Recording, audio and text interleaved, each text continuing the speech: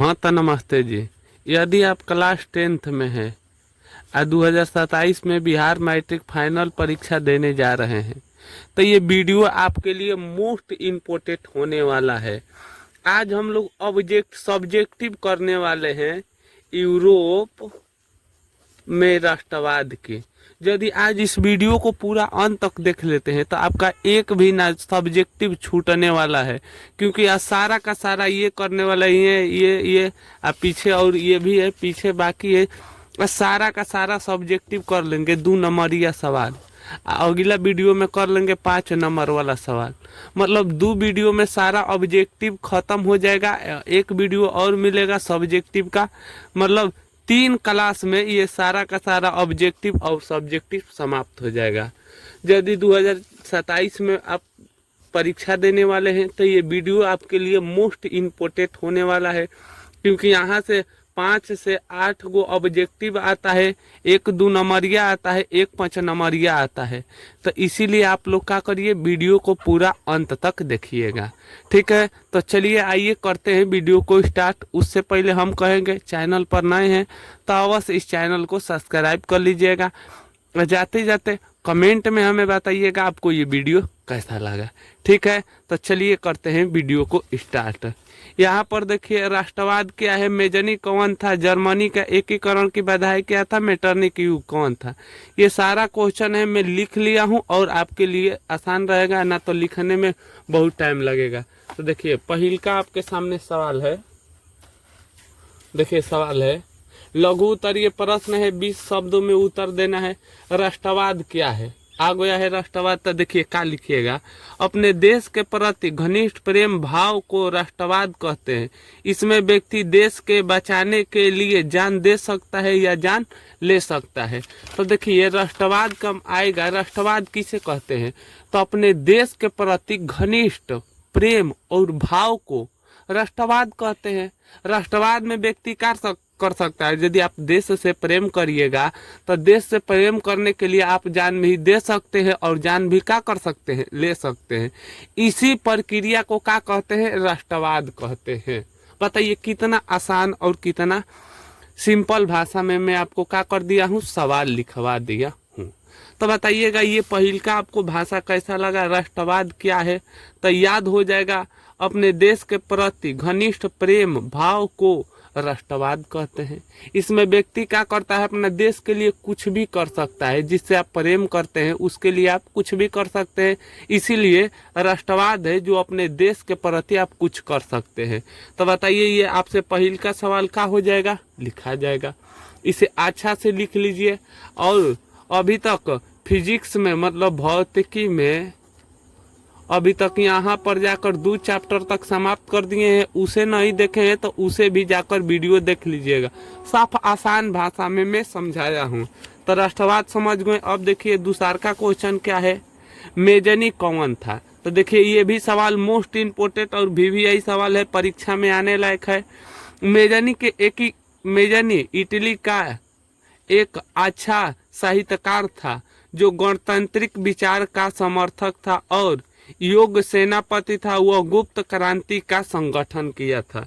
Mazzini बाबू कौन था, एक योग सेनापति था और ये गुप्त क्रांतिकारियों से घनिष्ठ कार्बनिक सेना का सदस्य किया था। बस मेजनी के आएगा बारे में तो इतना ही लिख दीजिएगा तो आपको 2 नंबर पक्का ही मिल जाएगा। ये सारा का सारा कौन सवाल है, तो 2 नंबरिया सवाल है।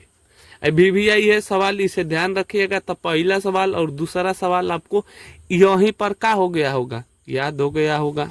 अब देखिए तीसरा सवाल क्या है।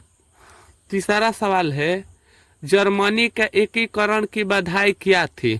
माने जब जर्मनी का एकीकरण मतलब जर्मनी का हुआ था, जब बिखरा हुआ था तो एकीकरण क्यों नहीं हो रहा था, आखिर क्या कारण था, ये हमें बताना है। तो देखिए क्या लिखा है, जर्मनी का एकीकरण की बधाई इसकी 300 छोटे राज्यों में बंटना और वहां पर धार्मिक राजनीतिक तथा सामाजिक विशेषताएं थी। वहां पर लोग एक नहीं थे, यहाँ जर्मनी का एकीकरण की बधाई थी। देखिए जो बाबू जब जर्मनी का एकीकरण देखिएगा नु तो जर्मनी 300 छोटे छोटे राज्यों में क्या हो गया था, बट चुका था और वहां पर जातिवाद फैल चुका था। मान लीजिए किसी छोट जात के मार रहे हैं तो दूसर जात क्या करेगा, बचाने नहीं जाएगा। यही यदि जातिवाद नहीं होता, सब लोग मिलकर होते तो ये छोट जात को पिटाई होता तो ये बड़ा आदमी जाकर क्या होता, बचाता। लेकिन वहां पर धार्मिक और जातिवाद और सामाजिक विवाद के कारण लोग एक दूसरे के मदद नहीं करते थे। 300 छोटे छोटे राज्यों में क्या हो चुका था, बट चुका था। तो यहाँ पर आपको क्या करना है, तीनों ये सवाल पूरा आसान भाषा में मैं लिख दिया हूँ, इसे क्या करिएगा, ध्यान से कर लीजिएगा। इतना आसान लिख दिया हूँ बाबू, अब इससे आसान कभी प्रश्न उत्तर नहीं मिलने वाला है। चलिए, तो यहाँ पर तीसरा भी सवाल खत्म हो गया। चौथा सवाल देखिए, मेटरनिक युग क्या है। ठीक है, मेटरनिक युग 1815 से 1848 तक था। इसमें मेटरनिक जो ऑस्ट्रेलिया के चांसलर था, इसमें समय को मेटरनिक युग कहते हैं। मेटरनिक युग 1815 से 1848 तक था, 1848 तक था। इसमें ऑस्ट्रेलिया के चांसलर था मेटरनिक। इसी प्रक्रिया को क्या कहते हैं, मेटरनिक युग कहते हैं। जैसे अभी मोदी जी पीएम कब से थे, तो आप कहिएगा 2001 से लेकर अभी 2026 तक है। तो आप कहिएगा ये युग कौन चल रहा है, तो आप कहिएगा मोदी युग चल रहा है, मोदी जी के युग है, इसीलिए इसे क्या कहते हैं, मोदी युग कहते हैं। इसी तरह मेटरनिक 1815 से 1848 तक था। इसी जो इस बीच में जो रहा है, इसी युग को क्या कहते हैं, मेटरनिक युग कहते हैं। बताइए, आपको 4 सवाल में एक भी सवाल डाउट होगा तो अवश्य हमें कमेंट में बता दीजिएगा। जो समझ में नहीं आया है, थोड़ा भी समझ में नहीं आया है, क्योंकि जब अगला मैं वीडियो पार्ट 2 लाऊंगा इसका, तो उसमें मैं और अच्छा से क्या करूंगा, प्रयास करूंगा समझाने के लिए। तो बताइएगा, ये 4 सवाल को अच्छी से लिख लीजिए, अच्छी से याद कर लीजिएगा, क्योंकि पेपर में क्या आता है, सवाल बहुत सारा आता है। ठीक है, तो यहाँ पर आकर 4 सवाल का हो गया, समाप्त हो गया। अब आइए बढ़ते हैं 5 नंबर सवाल की ओर। अगला सवाल देखिए क्या क्या है, मैं इससे सारा का सारा लिख कर लाया हूँ, क्योंकि यहाँ पर लिखने में बहुत सारा दिक्कत होगा, इसलिए मैं लिख कर लाया हूँ। आपका टाइम भी बच जाएगा और समझाने में भी अच्छा लगेगा। लघु उत्तरीय सवाल है, यहाँ से 1-2 नंबरिया पक्का फंसेगा पेपर में, इसे याद रखिएगा। पहिल का देखिए, 1848 के फ्रांस की क्रांति कारण क्या थी। दूसरा का क्वेश्चन देखिए, इटली जर्मनी के एकीकरण में ऑस्ट्रेलिया की भूमिका क्या थी। तीसरा देखिए, यूरोप में राष्ट्रवाद फैलाने में नेपोलियन बोनापार्ट किस तरह सहायक हुआ। गैरेबाल्डी के चर्चा करे, विलियम I के बगैर जर्मनी का एकीकरण असंभव था, कैसे। ये 5 के 5 इस वीडियो में आप क्या करने वाले हैं, सवाल देखने वाले हैं। अवश्य बताइएगा ये 5 सवाल आपको कैसा लग रहा है। यदि अच्छा लगेगा, नहीं बुझाएगा तो कमेंट करिएगा, तो मैं इसका अगला वीडियो में क्या करूँगा, उत्तर देने का प्रयास करूँगा और समझाने का प्रयास करूँगा। तो देखिए, आपके सामने पहिल का ही सवाल है, 1848 के फ्रांस की क्रांति का एकीकरण क्यों किया था। तो देखिए कितना आसान भाषा में लिखा हुआ है। 1848 में फ्रांस के राजा लुई फिलिप था, जो इसके राज्य में काला में फ्रांस में भूखमरी और बेरोजगारी आया था, इसीलिए इसमें फ्रांस के क्रांति हुई थी। देखिए यहाँ के लुई फिलिप 1848 में वहाँ के राजा था लुई फिलिप। लुई फिलिप इसके शासन काल में क्या आ गया था, लोगों के बीच भूखमरी, बेरोजगारी, मतलब काम वही नहीं मिल रहा था, लोग घर पर बैठकर कुछ नहीं कर रहे थे, बेरोजगारी था, भूखमरी था, इसीलिए वहाँ के लोग क्या कर दिए, विद्रोह कर दिए। जिसके कारण कब विद्रोह किए थे, तो 1848 के। तो ये जो सारा काम हुआ था उसी को 1848 के क्रांति कहा जाता है। देखिए 1848 में क्या हुआ था, वहाँ पर कौन राजा था, तो लुई फिलिप राजा था।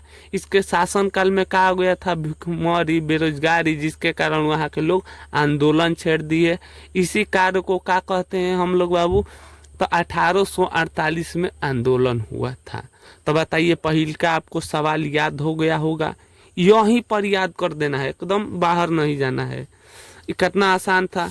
दूसरा का सवाल देखिए, दूसरा का सवाल है इटली जर्मनी के एकीकरण में ऑस्ट्रेलिया की भूमिका क्या थी। दूसरा नंबर सवाल वीवीआई सवाल है, इसे ध्यान पूर्वक देखिएगा। तो देखिए क्वेश्चन क्या है, इटली जर्मनी के एकीकरण में ऑस्ट्रेलिया बहुत ही बड़ा बाधा था। इटली के और जर्मनी के एकीकरण ऑस्ट्रेलिया बहुत बाधा था, इन दोनों का एकीकरण नहीं होने देता था। क्यों?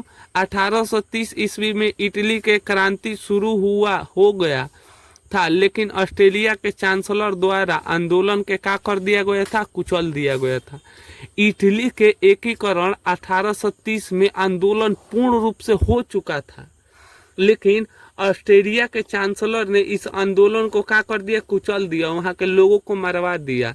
इटली में इसी तरह किया और जर्मनी में भी आंदोलन छेड़ गया था, लेकिन वहां भी जाकर जर्मनी में भी क्या कर दिया, आंदोलन दबा दिया।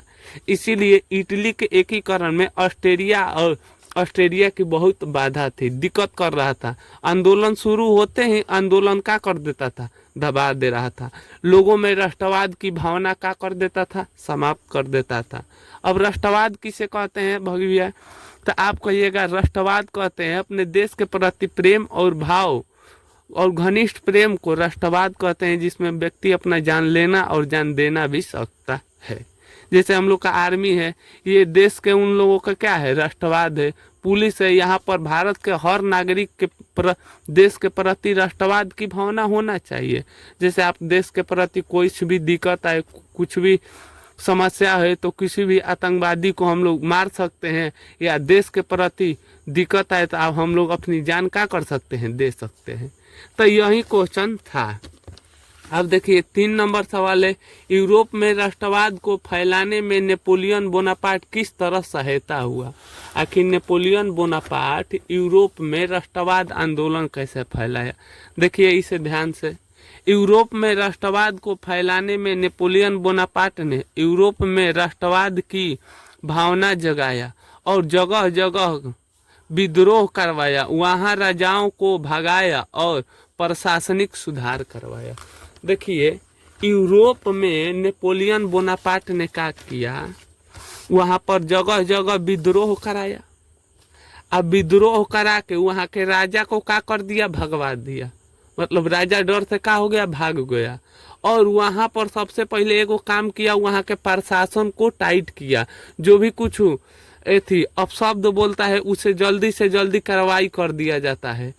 तो वहां पे देश के प्रति कोई भी आप गलत निर्णय लीजिएगा तो उस पर कार्रवाई कर दिया जाता था। तो यही करवाया था नेपोलियन बोनापार्ट। आएगा, देखिए क्वेश्चन है, क्वेश्चन देखिए क्या है, यूरोप में राष्ट्रवाद फैलाने में नेपोलियन बोनापार्ट किस तरह किया। तो वहाँ के राजा को क्या करिया, भगा दिया। कैसे भगाया, विद्रोह कराकर। और वहाँ पर प्रशासन मतलब पुलिस थाना को क्या करा दिया, टाइट करवा दिया। तो यही था 3 नंबर सवाल। थोड़ा ये वीवीआई नहीं है, लेकिन ये सवाल का है, मोस्ट इम्पोर्टेंट सवाल है, इसे बहुत ध्यान से देख लीजिएगा, पेपर में आने लायक सवाल है, ऐसे उतार भी लीजिएगा। तो 3 नंबर सवाल हो गया। अब 4 नंबर सवाल देखिए, 4 नंबर सवाल भी वीवीआई सवाल है।